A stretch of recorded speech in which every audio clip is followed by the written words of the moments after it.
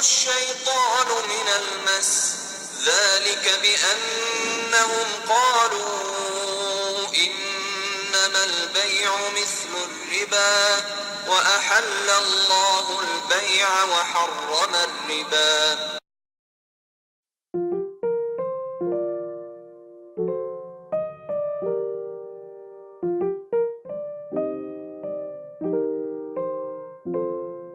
Jangan menangis sayangku, ini hanyalah sementara. Berdoalah pada Yang Esa, terus menahan sabar agar ya? Next week aku ada Islamic banking, tapi aku tak boleh financial calculator lagi. Tapi aku tak ada duit sekarang. Boleh tak aku nak pinjam dulu duit kau? Tak ada duit lah sekarang ni. Gaya ke? Sarah! Sarah, ada duit lebih tak sekarang? Aku kena beli financial calculator. Tapi aku tak ada duit sekarang. Tengok ni, aku ada RM2 je. Yang lain semua isi. Sorry. Rozi! Ya, kenapa? Rozi, dengarlah ni. Minggu depan aku nak exam. Tapi aku tak boleh lagi financial calculator. Kau ada duit tak sekarang?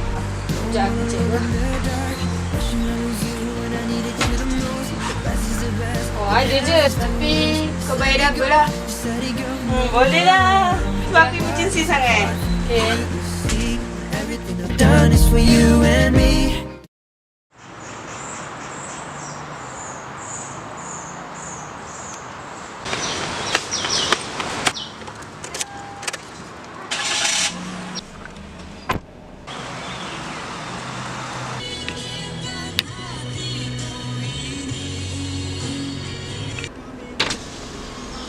Weh, tempat?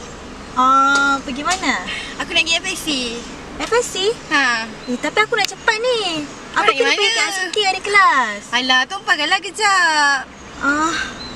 Alah, itu kan kau pinjam duit aku. Sekali-sekali pun ada baik dengan aku pula. Naiklah kalau macam tu. Okey.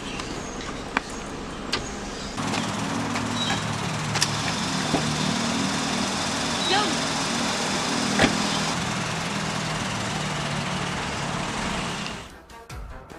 We don't really realize that riba is actually happening in our daily life, even for a student.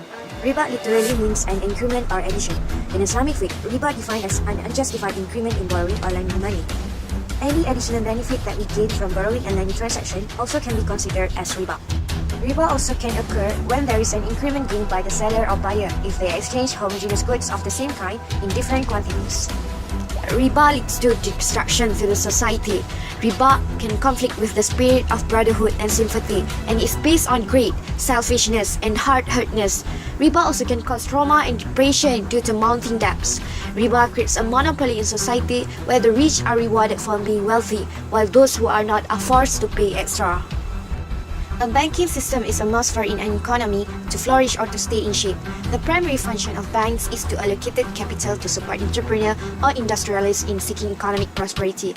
But from the Islamic perspective, this kind of support from banks in the form of lending has to be done without charging interest and hence being a risk taker instead of risk averter.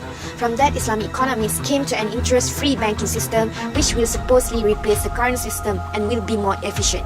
To eliminate riba from the economic system is the first and most important step that must be taken.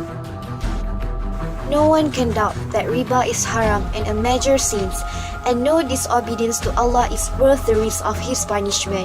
We must remember that the life of this world is short and fleeting, and that the purpose of our existence is not to lust after beauty and wealth, but rather to worship Allah correctly and live by His rules. Just because riba is widespread and common, it does not make it permissible.